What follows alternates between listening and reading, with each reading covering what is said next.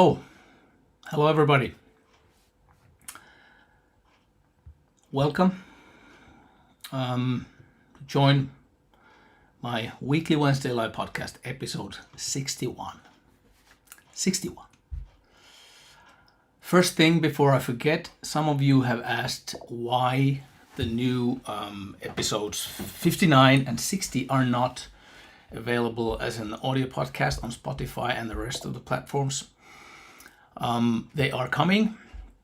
No worries. It is one of Emma's many tasks to convert the video recordings to audio podcast, including editing the audio a bit. And she's been super busy the last few months working on the Sampo guitar documentary that was finally released exactly 1 week ago.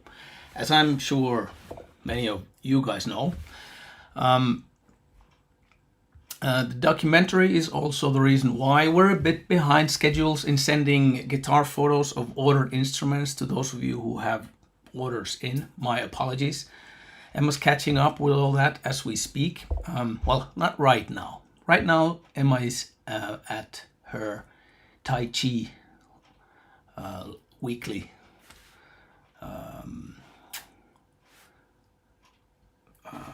Tai Chi lesson, one could say maybe. Yeah.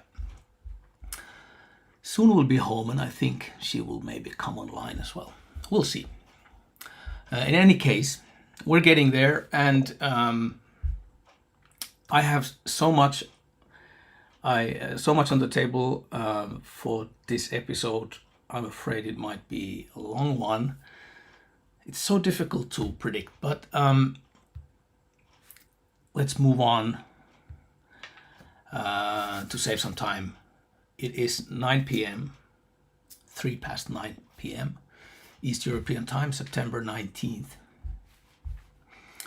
My name is Juha Ruokangas, your humble servant on a mission from the gods, from the goddesses of fretted instruments. And today we will be talking about our attendance to the Cremona Musica international exhibition that takes place in 1.5 weeks, from September 27th to 29th in Cremona, Italy. As a reminder, I told a week ago, again, I have some free tickets. Please don't hesitate to send me a note in email or via one of the other channels if you want a ticket or two. I'd love to see you there. But first, I will answer, before we go into the show, I will answer one technical question I've gotten recently from one of you guys. Let's try to do this promptly and not spend too much time on this. Also, I will just mention we will end this episode with something completely different. I will recite a poem, of all things, to you, my friends. Not just any poem, I'll recite a poem that I love, that is important to me, by a Finnish poet. There was no English translation available, but I really wanted to share this poem with you, so I translated it myself, which is kind of crazy because I'm not a poet, I'm not a translator of poetry of any other literature. And you might know by now what I think of AI versus arts. So that was a no-no. I admit, I tried with AI, but it sucked so bad. So I ended up spending way too long time with it, getting the message and the spirit the way I thought it should be. And it ended up taking so much time that I didn't have really much time anymore left to prepare for the rest of this episode. So I'll improvise a bit maybe. In any case, stay with me until the until the end to support my first ever performance reciting a poem in public. Okay, thank you. All right, let's address one technical question, or it's actually in two parts. First, fret dressing, and then plec related fret dressing. So Jere from Finland asks, so here's a direct quote: I've been meaning to ask many times, since your fretwork is so finely tuned, Thank you for the compliments, Jere. Do you do the final leveling in a neck jig? Some say that frets leveled in the jig allows for a lower action without buzzing, while others say it doesn't make much of a difference. It would be interesting to hear your take on this, especially since I imagine many of your customers want super low action without buzzing. Thank you, Jere, for an excellent question. By a neck jig, Jere refers to a specialized tool by Dan Erlewine a long time ago. Stuart McDonald's Dan Erlewine, a device designed to help guitar technicians, luthiers, to accurately level and dress frets while simulating the actual string tension on the neck of the guitar. So this question, it's actually kind of a multifaceted, multidimensional question when it comes to working with the Erlewine neck jig. So I need to maybe first tell you a little bit how we do the fret. So normally in our new guitars we do the fret leveling in such a way that the neck is supported from below to prevent it from flexing while we are leveling the frets. But we only use the Erlewine method for particularly problematic necks, which means, I would say in our case, it means repairs. Other brand guitars may sound like bragging, but just stating a fact, we've never had such an issue with our guitar of bass necks where you would need such a jig. But now, it would take the whole podcast or a series of podcasts to get to the bottom of this in detail. But in a nutshell, the complexity of the subject lies, I think, the way I see it, with first making a new guitar. Most factories, many shops, small shops and luthiers also, they install the frets at a relatively early stage of the guitar making process. Sometimes I see from photos, from videos, from other source material that the frets might be installed even before the fretboard is glued on. So the frets are installed to the fretboard and then the fretboard is glued to the neck, or after it's glued but before the neck profile is shaped. And to me this is a bit backwards. We don't like that. Too many variables. In contrast, our way is to install the frets only after all the woodwork on the neck is completed, the neck is shaped, and even most of the finishing has been done. This is because whenever wood is glued together, one species of wood is glued to another species of wood, or even the same species glued together, or when this wood is worked on, shaping the neck, for example, or lacquered, something can change. Even if the neck and fretboard were straight before gluing, the glue might introduce a slight tension that makes the fretboard surface slightly uneven. And even if it's some hundredths of a millimeter unevenness, it's too much. That is why we install the frets at the very last stage possible, allowing us to do the final leveling of the fretboard, meaning sanding it dead straight when there's no further woodwork or lacquering to be done. This way the frets are installed on a perfectly leveled fretboard, and when properly installed the need for fret leveling is minimal. We'll still level them, of course, but not to correct a problem in an earlier stage of the build. Not to correct unevenness in the fretboard surface or something like that. So when it's done this way, a neck jig described earlier is not needed. And one detail to add, when the truss rod functions as it's supposed to function, a neck jig described earlier is not needed. Similarly, when refretting an old guitar, there are repair shops who don't necessarily level a warped fretboard. By leveling, I mean sanding, removing wood so the unevenness is corrected. By warping, I mean similar, I mean like these hills and valleys, this unevenness I referred to earlier, caused by tension in the neck, caused by gluing, removing wood, and so on. But in this case, with an old guitar, the unevenness may also have appeared over time due to normal aging. Now, some techs and luthiers might use heat and or steam to force the guitar neck straight, which, well, it will work temporarily, but in the long haul, usually the problem comes back. The wood remembers. It goes back to where it was. So I don't recommend these methods. And yeah, as referred to earlier, some shops will remove the frets and install the new frets without leveling the fretboard surface at all. So if there are some spots, uneven spots in the fretboard surface, those hills and valleys, they will remain in the fretboard and all the leveling is done with the frets. Okay, I hope you're following me. I know it's a bit technical, it's a bit cryptic. Maybe if you're very tired, take a nap when I'm explaining this. When we refret a guitar, okay, we're talking now about a repair shop, repair job, sorry. Be it our own guitar or another brand, Gibson, Fender, you name it, we always level the fretboard if it's not already straight. And with older guitars, it usually isn't dead straight. That's just the fact. Now, doing it the way we do, this is a slower way, also a bit more costly. Depends on many things, whether the fretboard has binding or not, and things like this. But the result is unambiguously better. I've compared this to human health. Better to fix the root cause, right, than to address the symptom only. So if the neck is warped and you level the frets using a neck jig, the frets may be even, but the underlying problem, the warped neck, remains. And when you adjust the truss rod on a neck that's been corrected this way, it might behave unpredictably, since the rod adjusts the neck's position, not the tops of the frets, if you get what I mean.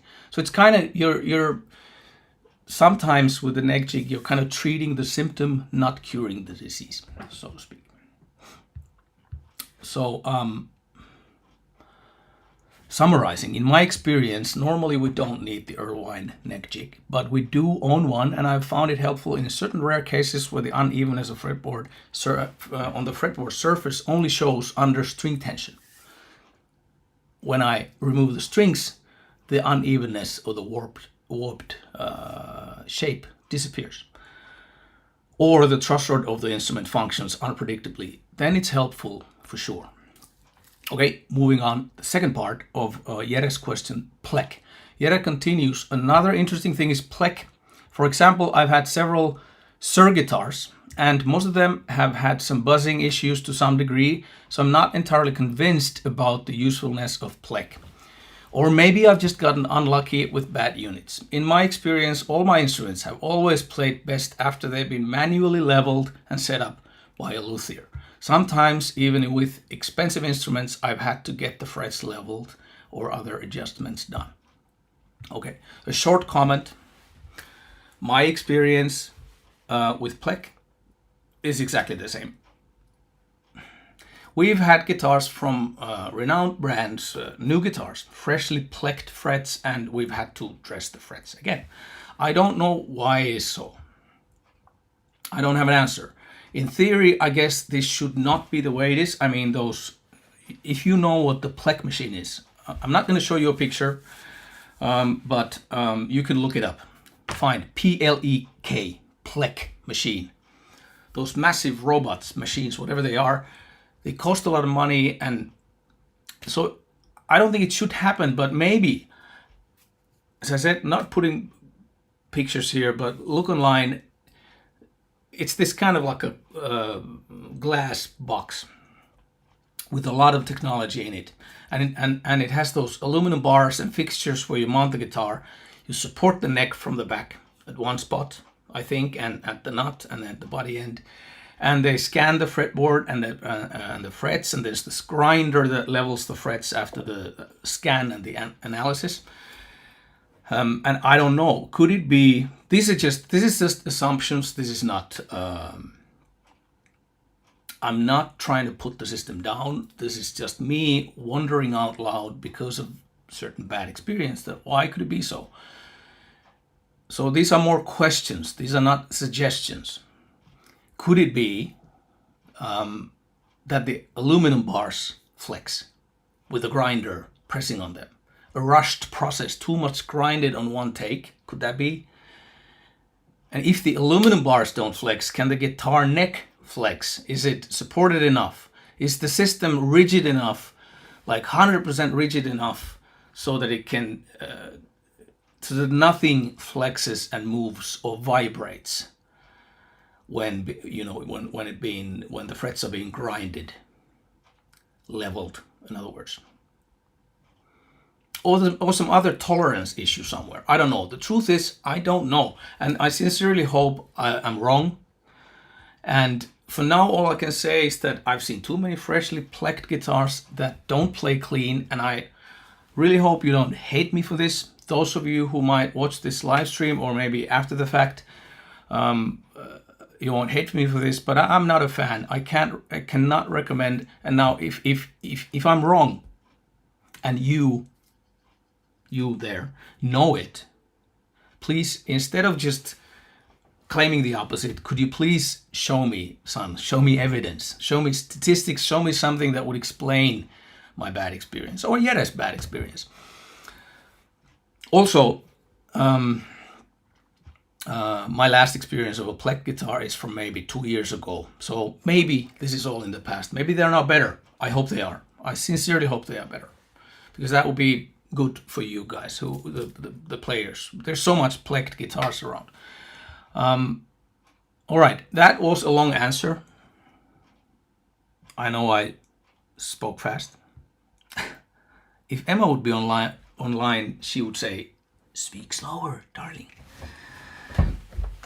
I don't think she has sent me a message. No, she hasn't. She's still in her relaxed Tai Chi state of mind. Okay, a long answer, but as you've come to know me, better to do it properly or not do it at all. Now we're moving on. What was my title for this episode again? Let's see. A Luthier's Pilgrimage in Stradivari's Footsteps. That's not the poem I'm going to be citing, but anyways, there is a certain poetic echo to that title. Well, I'm not a violin maker, but I can't help feeling a little bit of a kindred spirit with Antonio Stradivari. And when I say that, when I say I feel being a kindred spirit, disclaimer, I repeat, I do not compare or attempt to glorify what we do and, put me sitting next to Antonio Stradivari. No, Stradivari. That would be bad form and preposterous, arrogant. No, with a kindred spirit, I simply mean that Antonio Stradivari, if you read about him, if you study Antonio Stradivari's life, he appears to have had a curious mind. He wasn't afraid to try new things, new sounds, new techniques, new approaches. In other words, he was a pioneer. He didn't look backwards. He didn't look at the legacy of what had already been done, and he was looking to the future, trying to look into his crystal ball. And he was not always successful. There's a bit of conflicting data from the exact times, but as far as I've understood correctly, Antonio Stradivari's earliest violins date from around 1666. And the years from 1700 to 1725 are often termed as the golden period of the Stradivari production regarding the quality and the sound. In other words, Antonio Stradivari, pay attention, Antonio Stradivari reached his peak of skill 34 years after he built his first violin. 34 years after. I made my first guitar from scratch in 1992. That's 32 years ago. So fingers crossed, people. It could be that in a couple of years, I'll hit the peak as well.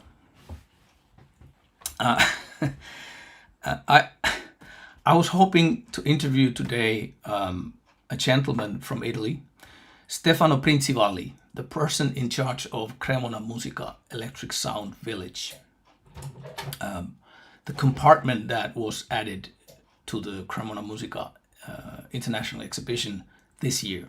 It's the first First time electric guitars are acknowledged, and electric guitar has its own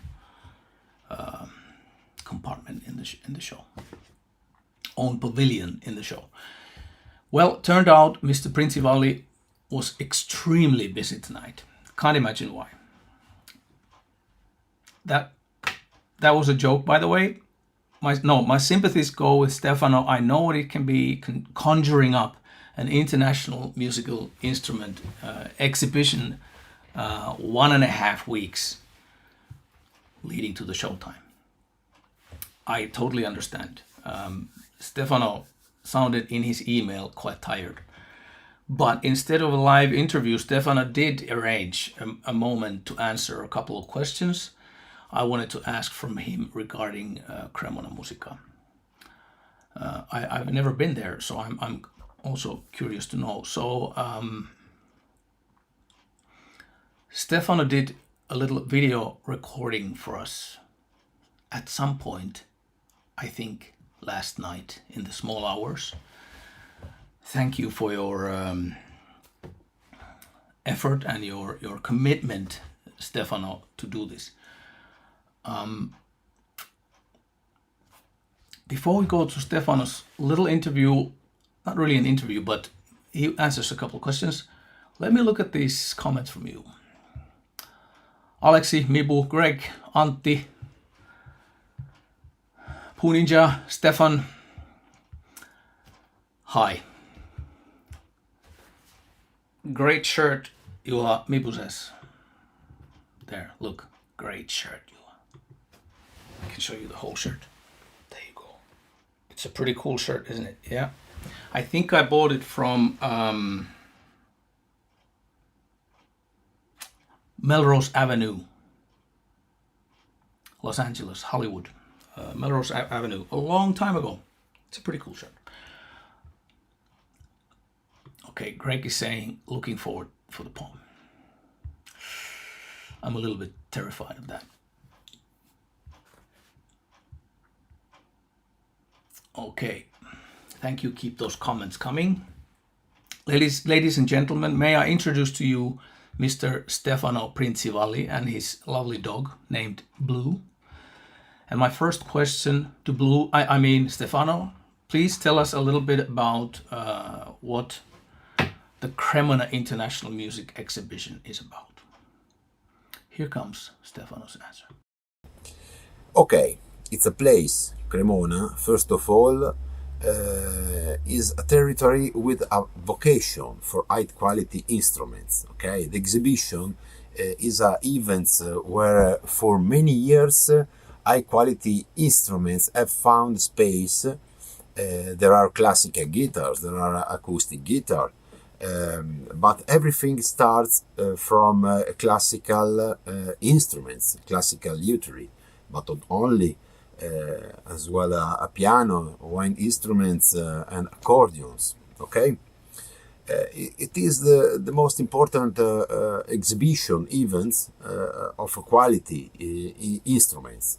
It describes and testifies how these characteristics are important and distinguishes this territory, okay, territory of Cremona. Blue? Come on. Okay, excuse me. What are these characteristics? These are craftsmanship, the expressiveness, the quality of the material used, the knowledge of the past, ideas and projects for a future that advances and evolves. Okay. In addition to this, there is a history, and it has been teaching for 5 centuries what it really means to build quality instruments. And great violin making like Stradivari, Amati, Guarneri have managed to do who have brought this quality, these characteristics of this territory around the world. Okay, the famous characteristics of Cremona. Not only these, yes, of course, tourism, food. Okay, we we are in Italy, but this that I talked before are the most important and most famous characteristics of this territory. Okay, there we go. Sounds exciting, and we're definitely looking forward to the event. And we'll move straight to the second question, which was the Electric Sound Village happening now for the first time. If Stefano could tell us a little bit about that and the thinking behind it.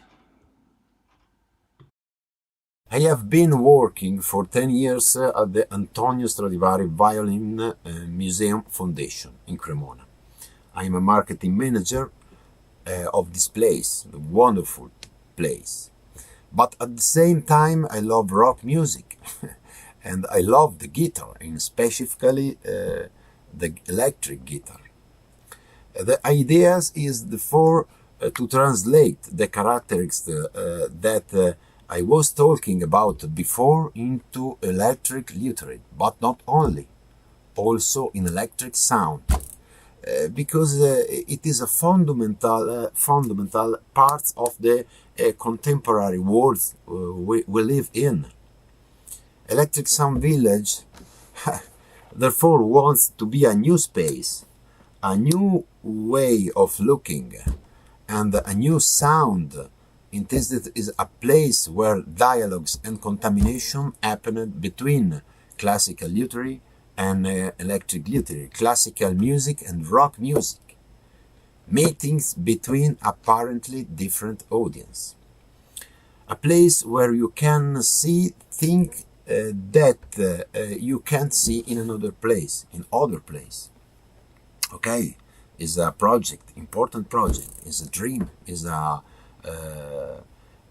energy that this territory and I we have. For me, the figure of the luthier who build electric luthier instruments is important, and I'm honored to be able to have your presence at our events.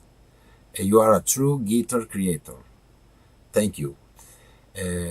Important for the amplifier, the pedal effect, but not only. Okay. Some village also wants to open up to all those components of the world of electric sound. The vintage instruments, which are the important reference of the past, it is important to know how to preserve and restore them. There are companies that exhibit quality products. There are meetings, there are exhibitions, there are short performance with classical instruments and electric guitar. Okay, we will also talk about the history of the rock music. There will be instruments owned and used to important bands and musicians. One of the first Stratocaster used by B.B. King, Keith Richards amplifiers, Jimmy Page amplifiers, David Gilmour amplifiers, Iwood, Vox, Marshall, and Steve Vaug's guitars. Okay, also Sting's bass, and even clothes, poster and flyers that tell the importance of history, of this history. It is the moment when the rocket take off upwards and look for a way.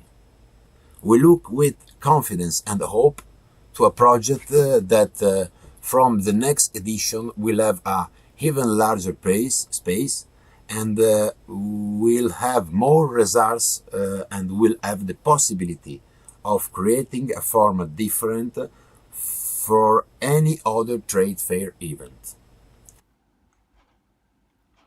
Okay, we will hear a few more words from Stefano towards the end of the broadcast, and now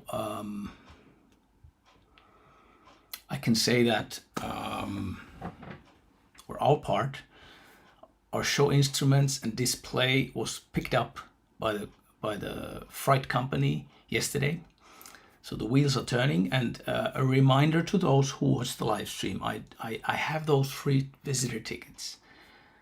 Send me a note if you want one or two. Don't be shy.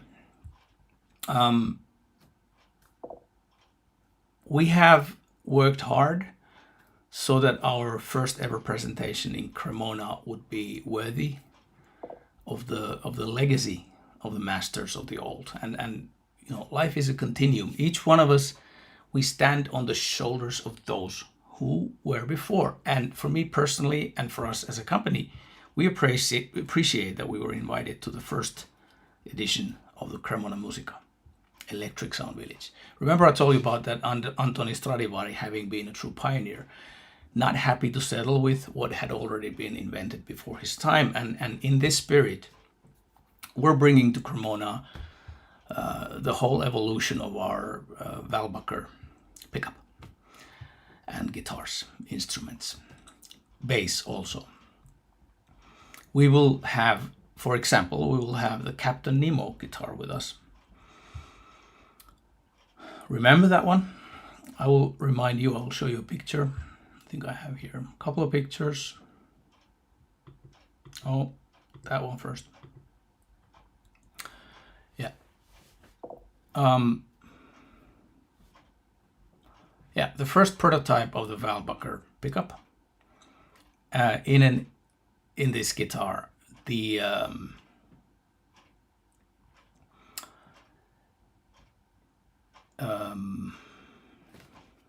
imaginary concept guitar flirting with the idea, what if the electric guitar would have been invented in the late 19th century?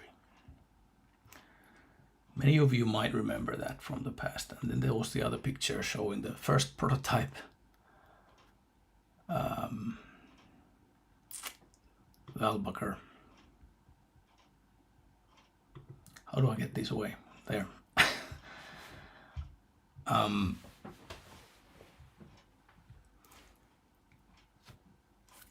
I can tell you that the Captain Nemo guitar, it's been sitting at our workshop for quite a while, because the way we built that original prototype, it wasn't exactly very reliable. I mean, it sounded great when it worked.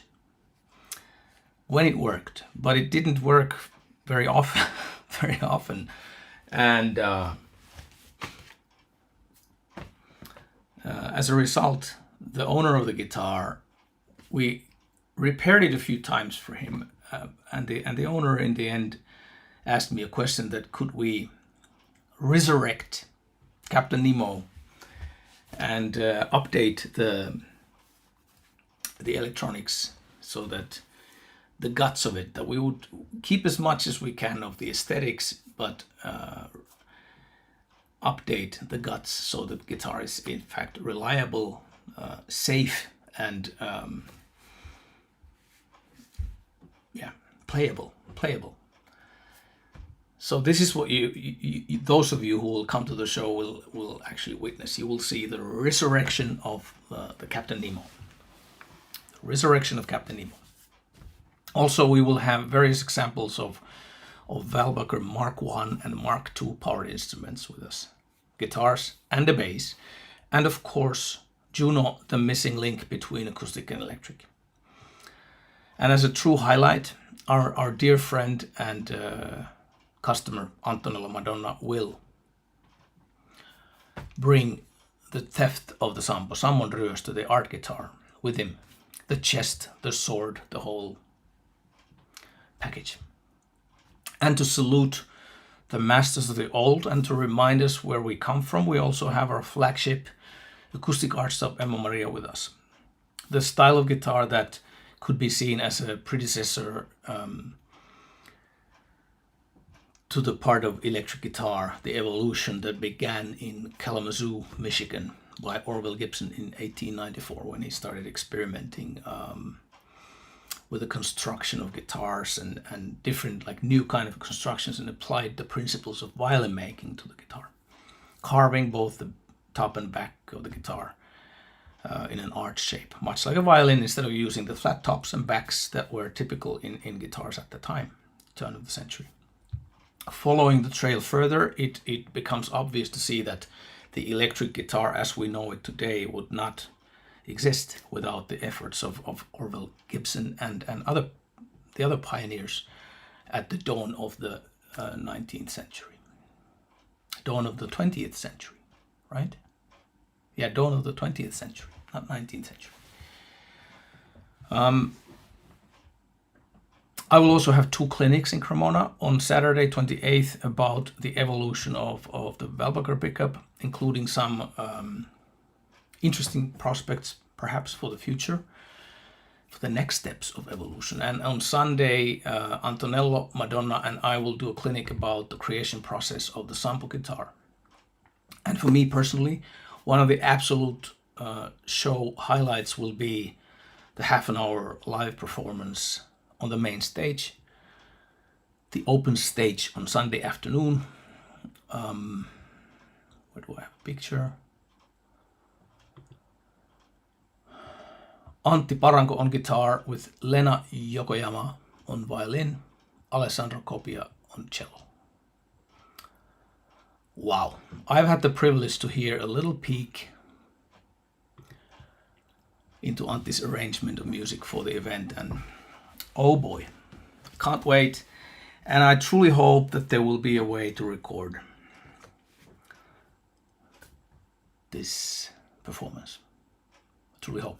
I don't know yet if it's possible, but we'll find out. Okay, let's give Stefano Princivalli a moment. He has something more he wanted to say to us. This, I think, was quite short one.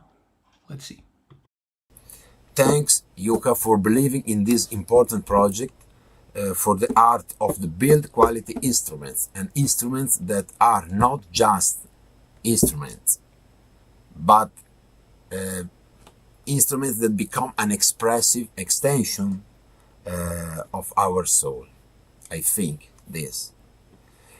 And I look forward to seeing you all in Cremona. Okay, the full program and all the information can be found on our website and our social channels. Thank you so much. Thank you, Stefano. Thank you so much for taking the time to record this video for us in the middle of the night with Blue, the lovely dog, who was seemingly a little bit tired.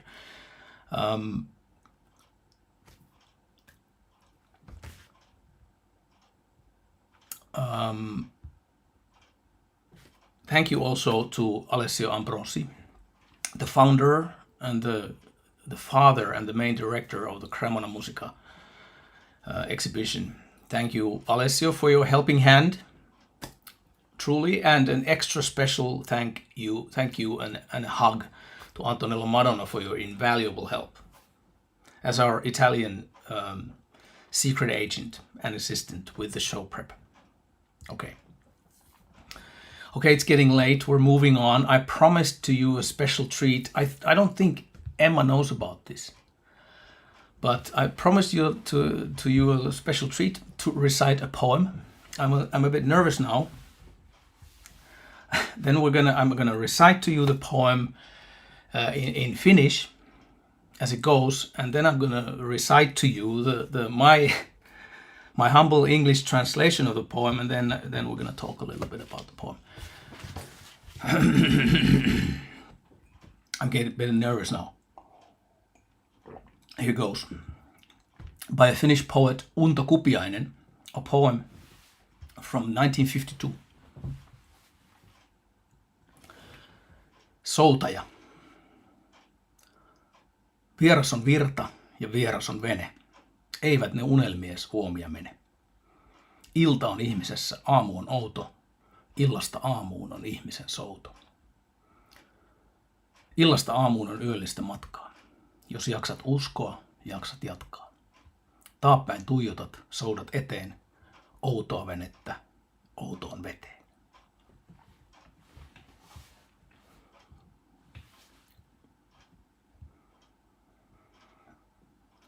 The rower. An unknown river, an unknown boat. They don't conform to dreams I hoped. Nightfall I know, daybreak is foreign. I oar my boat from evening to morning. In darkness I travel from dusk till dawn. With my spirit strong I press ever on. Staring backward, rowing forward, in alien waters, in my alien transport.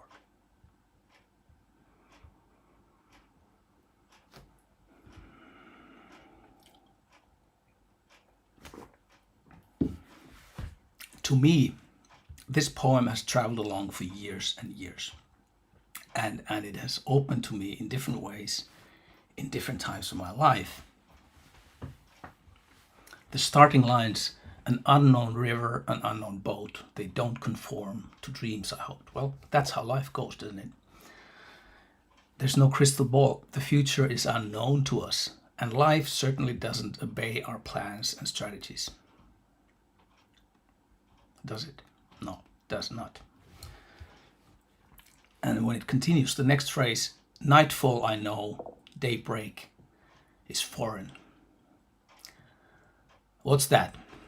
Nightfall I know, daybreak is foreign. To me, it's a metaphor of a day in life. In the evening, I can look back. In the evening, I can look back and say, yeah, that's how this day went. In other words, the nightfall I know. But in the morning, the daybreak is another unknown. Every morning,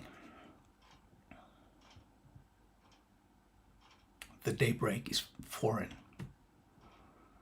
Every morning, I start again. And I never know how things will play out.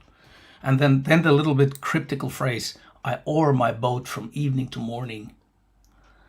I've thought about this one so many times, and in the recent years, I've started leaning towards thinking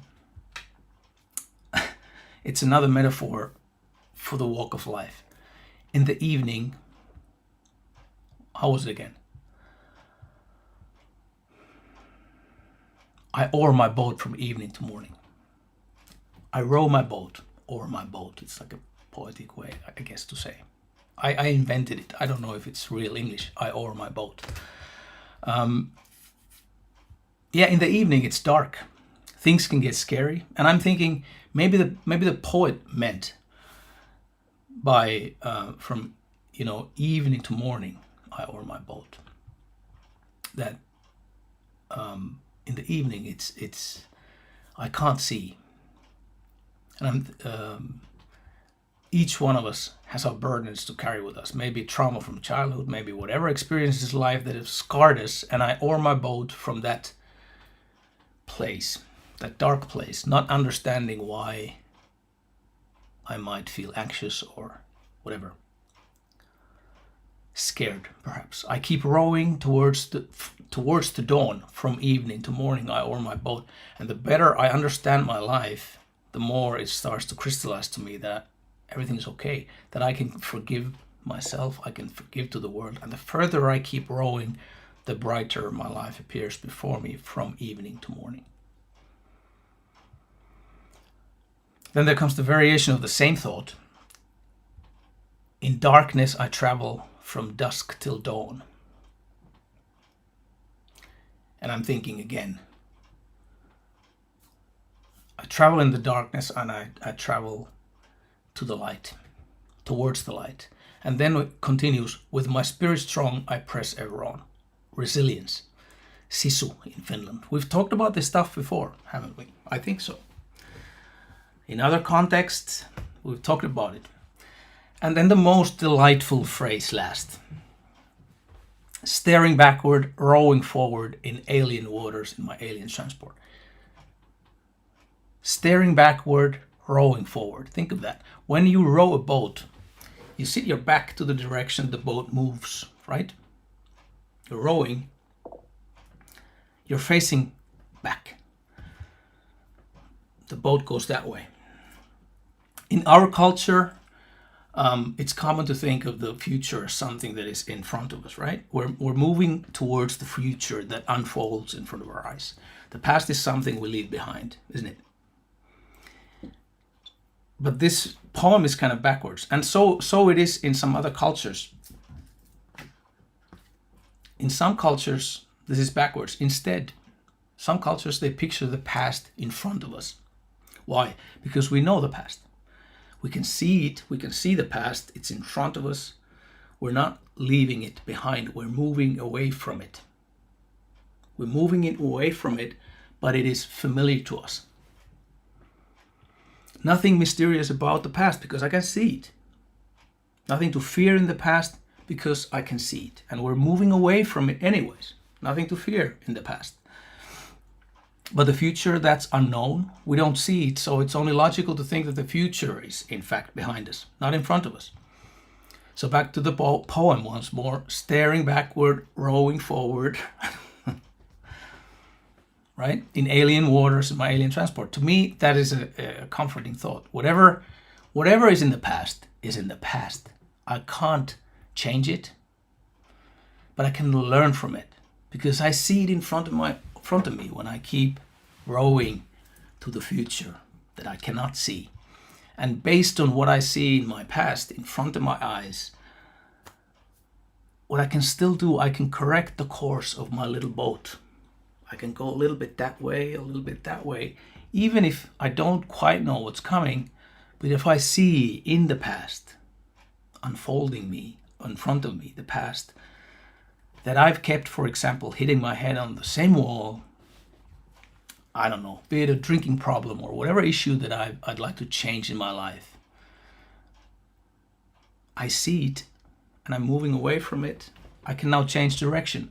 I don't need to keep on hitting my head on the wall anymore. And then the hurting stops. And then the fear stops. Fear of the future stops. Because I know that I've changed the course. Okay. Now we dived into the deep end again. Something for you to think about. The idea to read this poem and talk about it a little, I'll just say that the inspiration came to me from something I talked to you about a couple of weeks ago.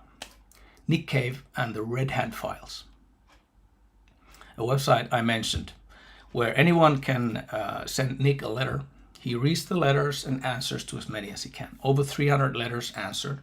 Go to the redhandfiles.com. I promise, beats scrolling TikTok. I promise.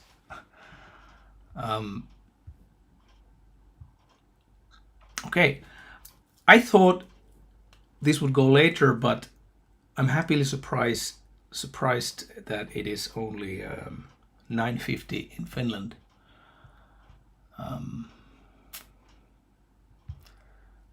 And it's soon time for me to go to sleep. Soon 10 to, what did I say?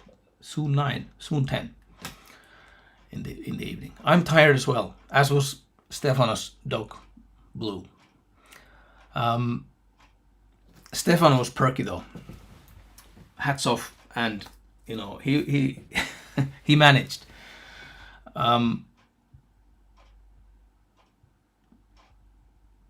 I see more people are joining in. Edmund, very nice to see you here. Peter, likewise nice to see you here. See you here. I know I don't see you. You see me, I can just imagine you. But I know you're there. I know in my heart you're there. Edmund says, Edmund is a long time friend from Austria. Edmund, I hope everything is well in your life.